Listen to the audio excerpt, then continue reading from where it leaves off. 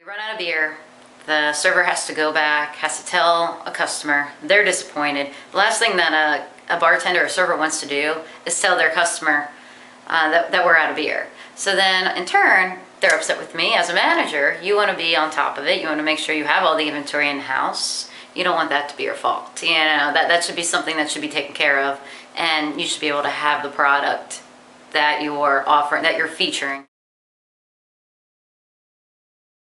A lot of keg rooms, and if you go into a cooler, it's a tight, very tight storage area.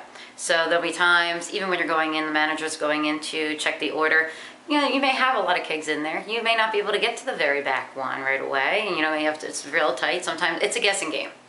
So when a keg gets blown, it can be very unexpected. You hope it doesn't happen. You also, you know, when you're doing your inventory and you're checking, you may think you have a half keg, when all in all, maybe you only had a quarter keg left.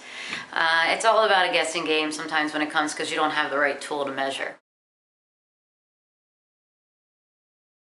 In the end, it'll help with the bottom line. It'll help with the inventory. Having accurate inventory, this is not just for ordering purposes, also for at the end of the period when you're working on your financials, to have an actual count of how much draft you actually have in the house.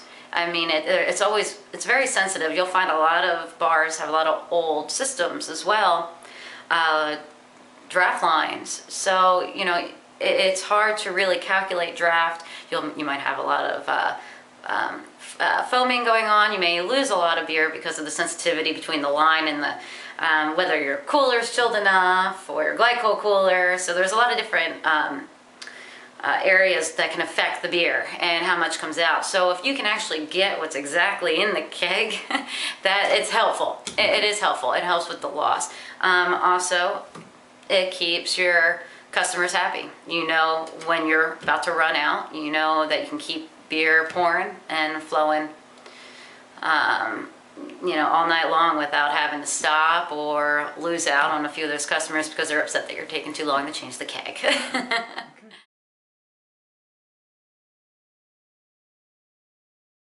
So someone may see it, somebody new, a potential customer, new to the establishment, they're expecting to come in, say to come in and get flat 12, and you're out. That's why they were coming to your establishment. There's not many, there may not be another bar or restaurant and, you know, close in the vicinity. They may be stopping through. And, you know, the social media is right in your hand anymore that they could quickly go on there and say, hey, I'm right here at the elbow room and they didn't have the beer, they ran out, you know, and right there you have a disappointed customer, and that might be a drawback. So, you know, they don't, you know, when I go to places and half the time I go and they might be out of a beer, they may have 20 taps, but every time I go, they're out of the 2 that I want. It's very disappointing, you know.